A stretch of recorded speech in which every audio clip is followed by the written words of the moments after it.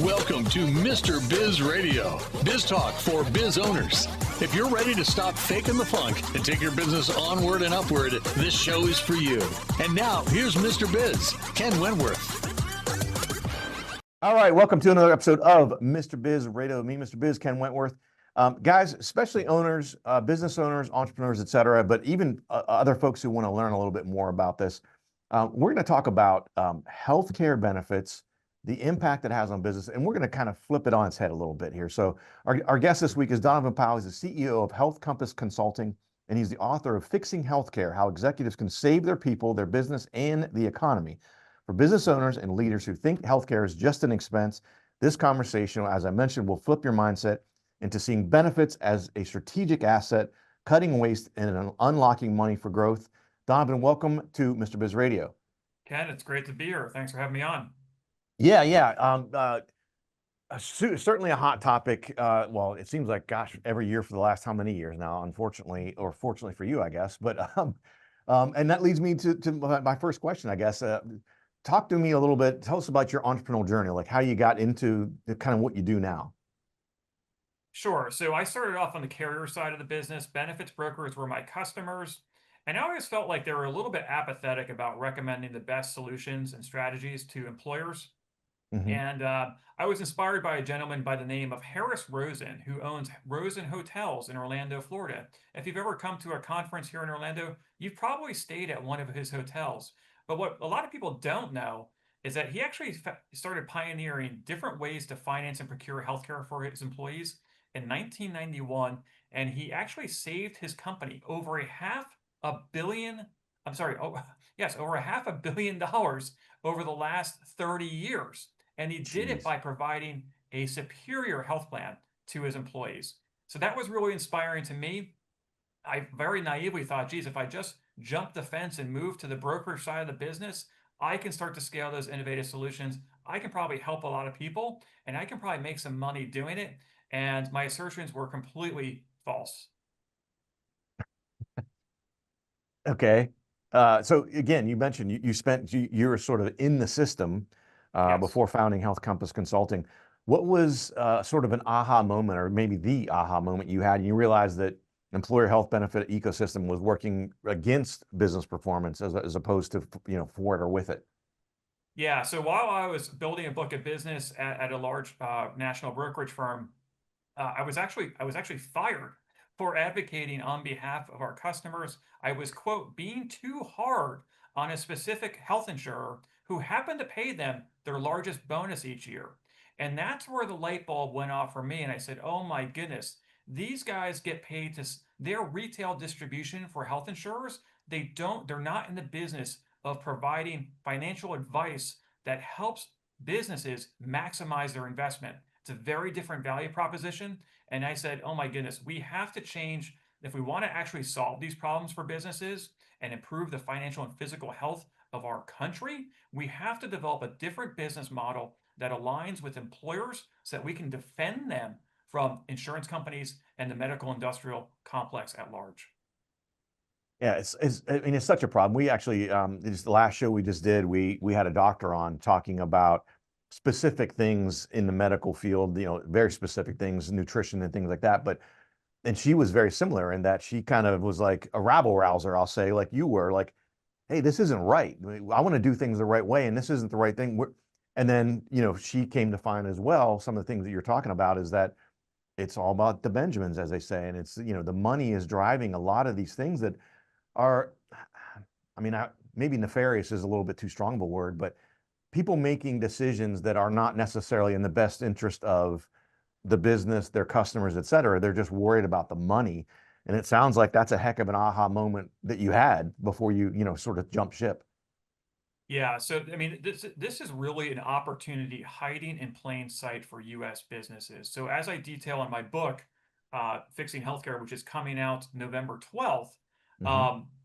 U.S. businesses spent $1.3 trillion covering 164 million Americans last year in healthcare benefits. But here's the thing a lot of businesses don't realize. 25% of what they're spending on average is complete waste. That's a $325 billion opportunity. That equals $4,000 per employee per year in waste. But here's the good news, Ken. We don't need permission from Washington, D.C. or any action from Washington, D.C. to reclaim this lost profit. Executives have the power right now to reclaim that lost profit by improving care and coverage for their employees. They just have to realize it and follow a very simple process for reclaiming it. Yeah, interesting. Yeah, that was going to be my next question. I know in your book that's coming out here, you'd mentioned I saw you talk about 300 billion in waste, which you just mentioned, and I was going to ask how's that sort of translate to a smaller business, but you just gave the per employee.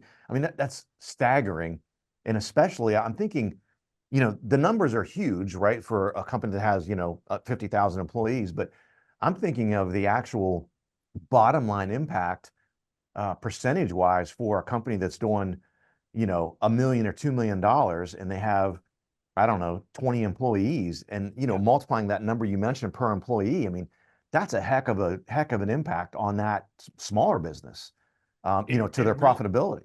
You're exactly right, and the good news, this is such a great opportunity for mid-sized and small businesses who engage to really solve this problem by optimizing what is their second or third largest expense and what is typically the fastest growing financial risk on their P&L. That's healthcare. And so here's the great things though. So many large employers are frankly asleep at the wheel. They're not paying attention. They've got enough bandwidth to just accept the insurance industry's narrative that, hey, healthcare costs just go up every year. Not a whole lot you can do about it.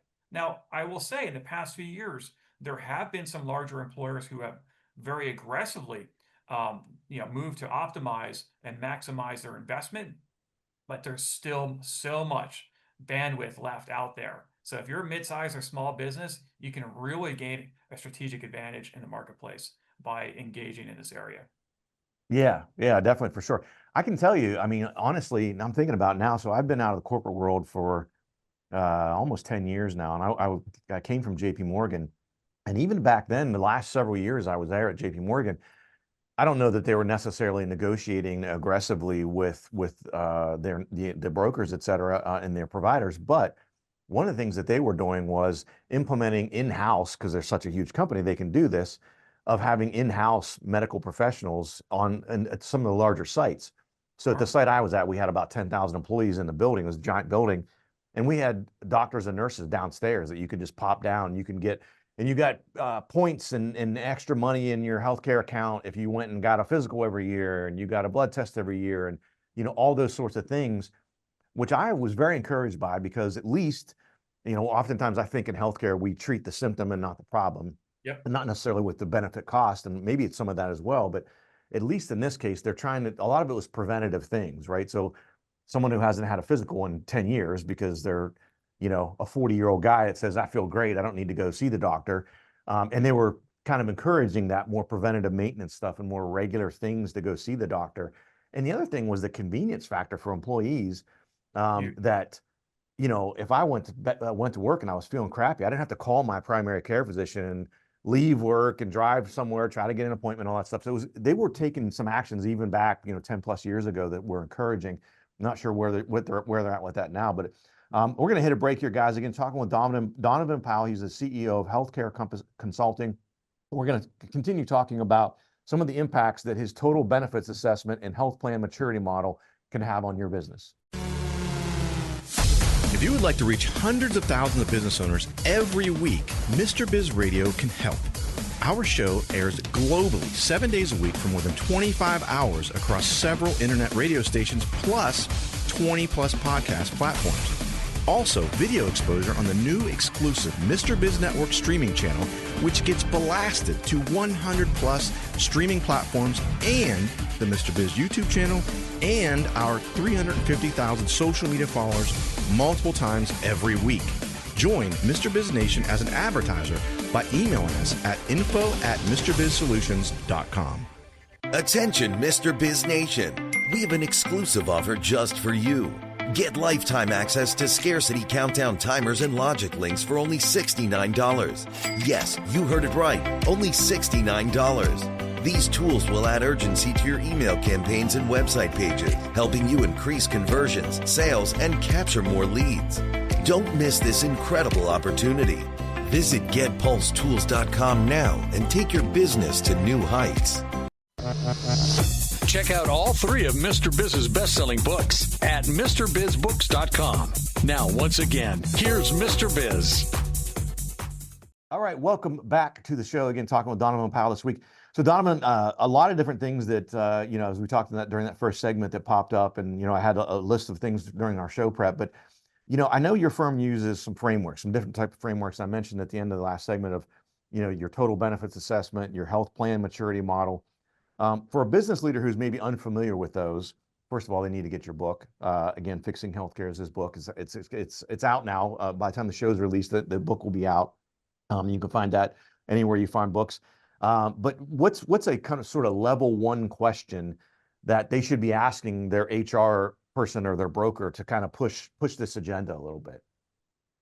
Yeah, great question. So let's just take one step back and talk about the role of brokers and why 81% of businesses use brokers. So most executives, finance teams, HR teams really don't have any deep technical expertise in healthcare financing or procurement, right? They have a million other things to do.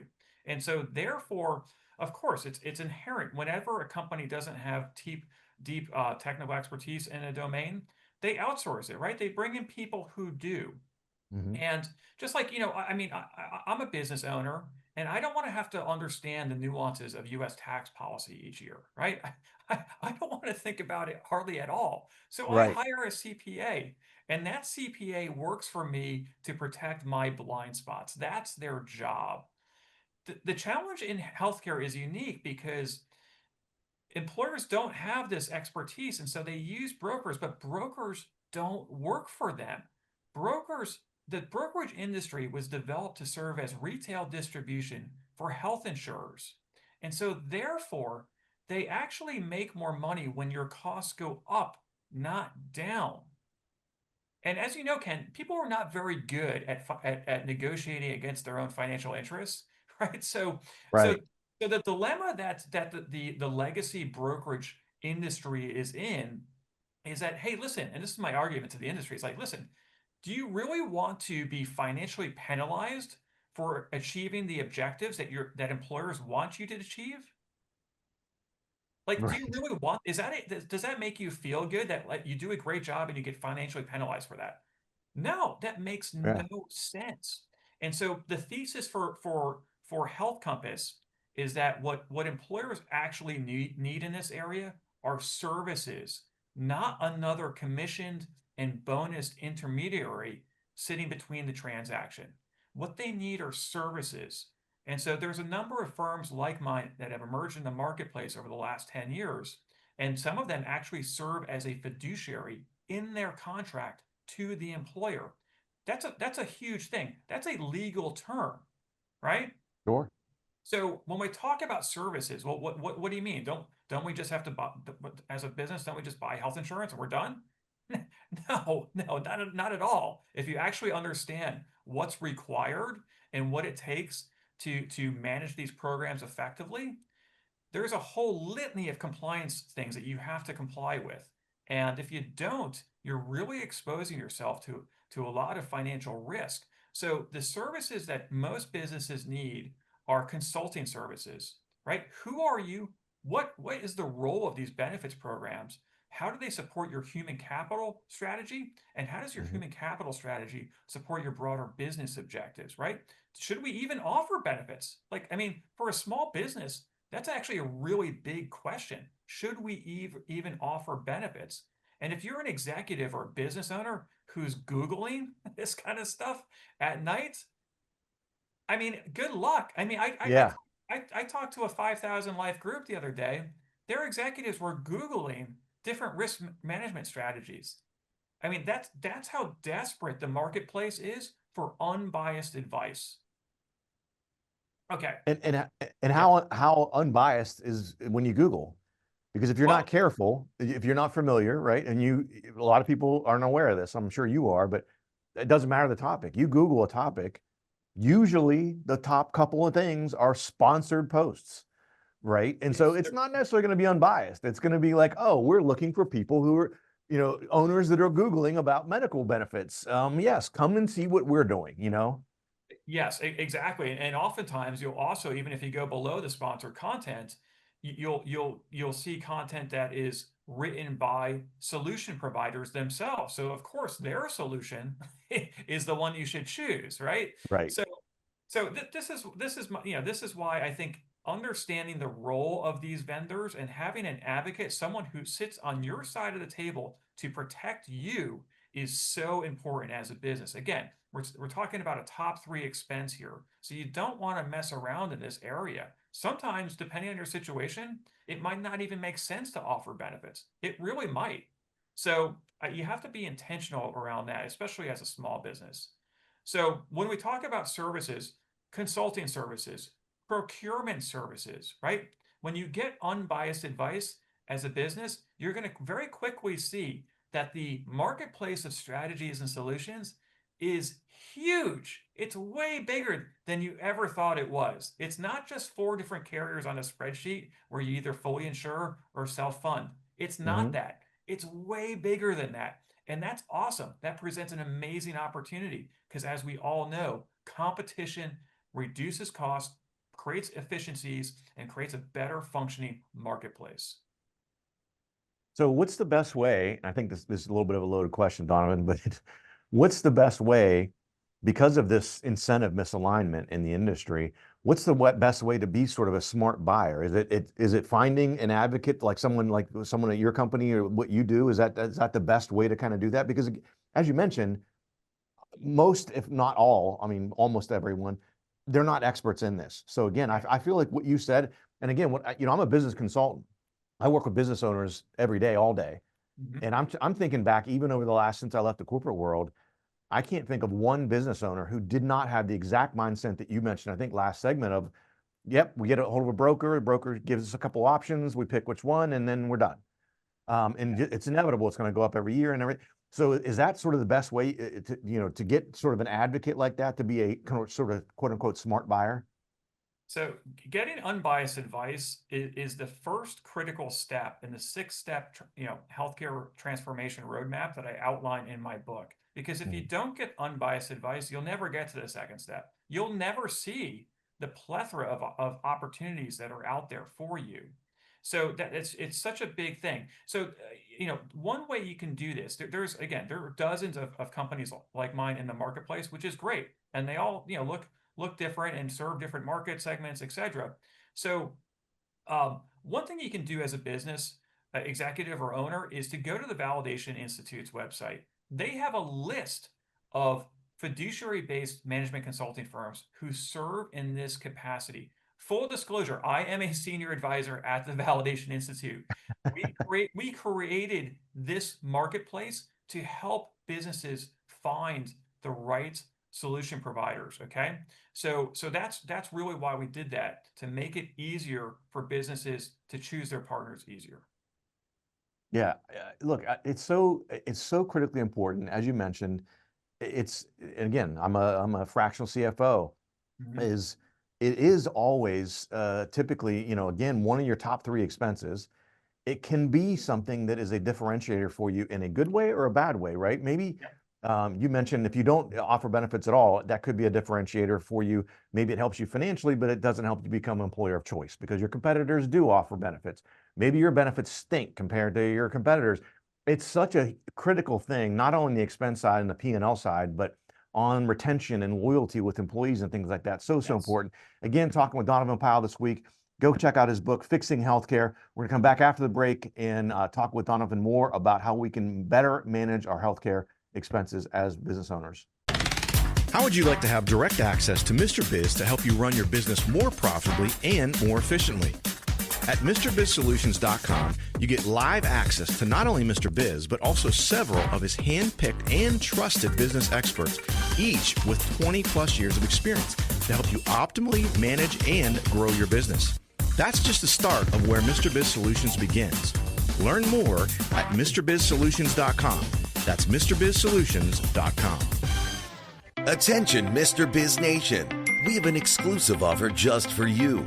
Get lifetime access to scarcity countdown timers and logic links for only $69. Yes, you heard it right, only $69. These tools will add urgency to your email campaigns and website pages, helping you increase conversions, sales, and capture more leads.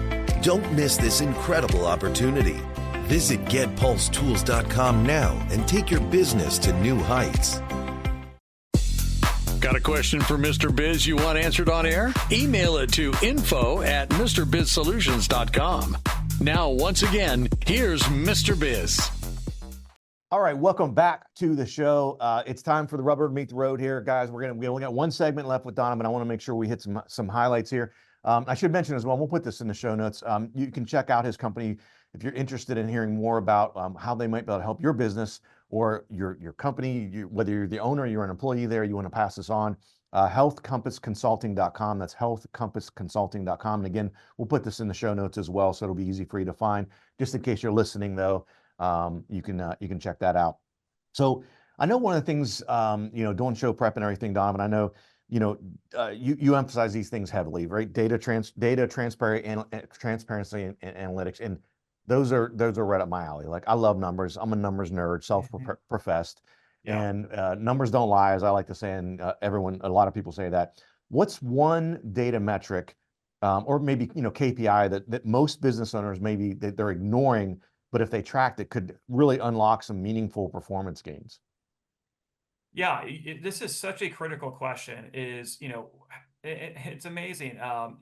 We were doing a large consulting project for a big hospice group. And when we were delivering the project, the CEO leaned in and asked the HR director, "Hey, is our benefits program getting better or worse?" And it seems like such a simple question, but if you unpack it, it's like, well, what do you mean by better? What's the value equation? What's the standard of value, right? For who? Which stakeholders, right? And at that point, we said, my colleagues and I, we looked at each other and said, we have to really develop a framework for quantifying the value equation of a benefits program in totality. If we can't answer these simple questions, we got real problems.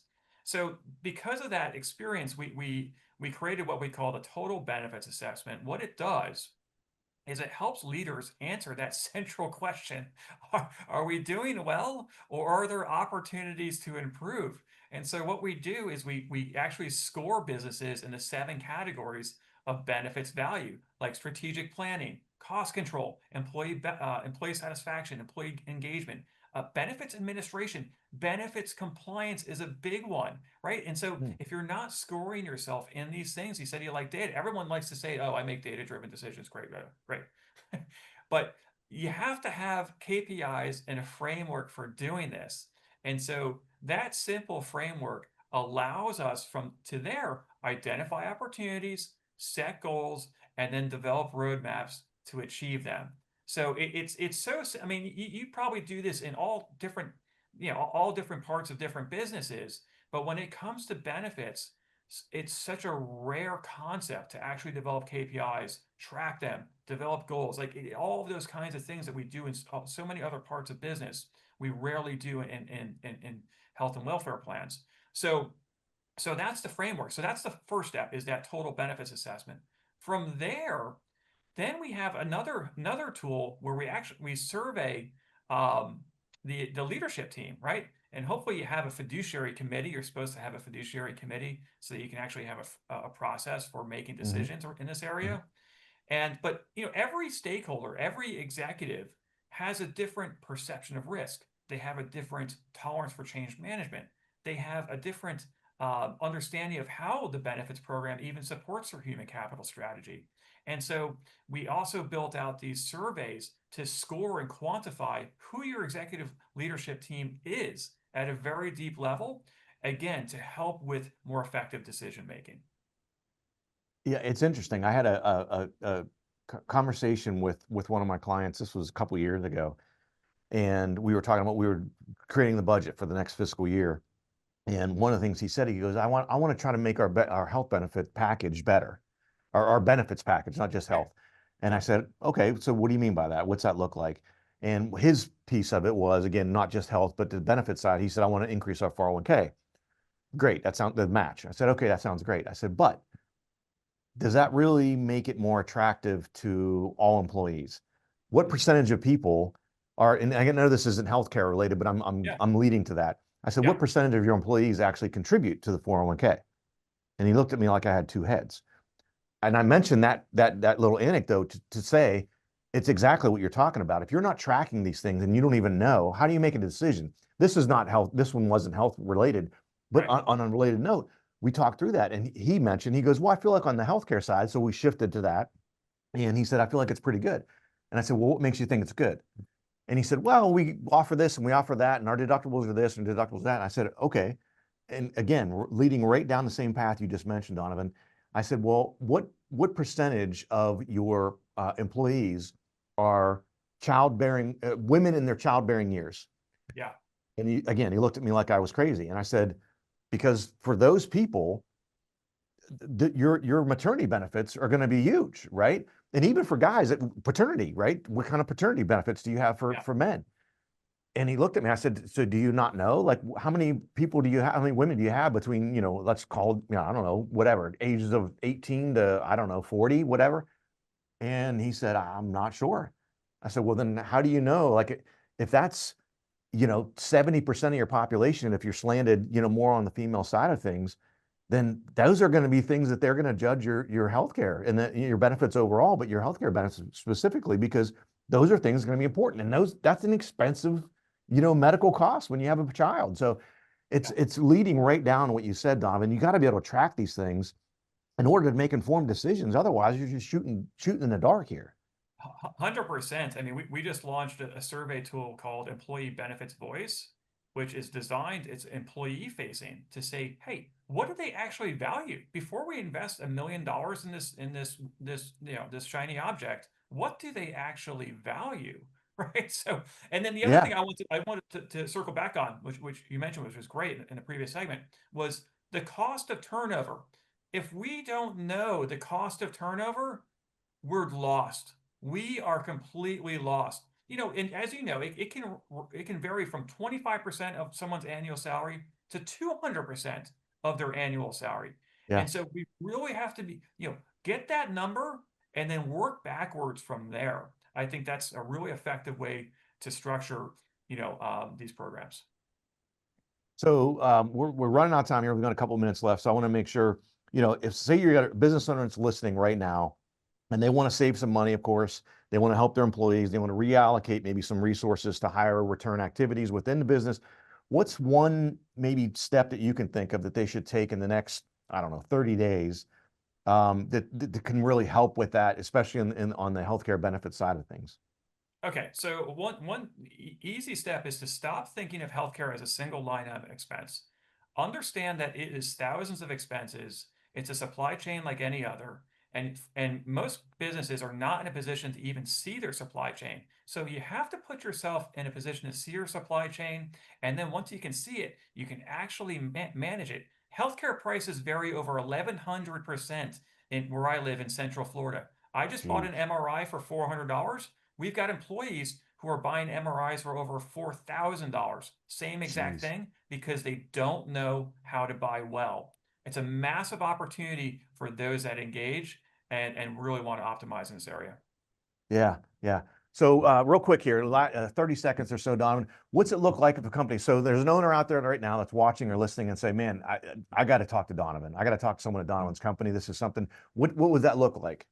Sure. So one thing you can do is go to fixinghealthcare.com. Again, it's fixinghealthcare.com. Download the free executive summary of my book.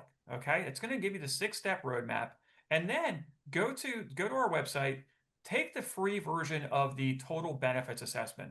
You'll be scored against hundreds of other companies who have taken that same assessment, and you'll be shown, here are the opportunities for you. I love it. Guys, you got to go check this out. This is something that's huge. We talked about it. I don't want to emphasize it even anymore, but it is massively important. Donovan, thanks so much for coming on the show. I really appreciate it. Thanks for having me, Ken. Yeah, absolutely. Guys, definitely go check it out. Fixhealthcare.com. Again, massively important. Thanks for watching. Thanks for listening, guys. Have a fantastic rest of your week. And don't forget, as always, cash flow is king. To become part of Mr. Biz Nation, follow him on all social media platforms or never miss a show by going to MrBizRadio.com. If you prefer free video content, visit the Mr. Biz YouTube channel or check out his streaming channel, which is available on 100 plus streaming platforms at MrBizNetwork.com.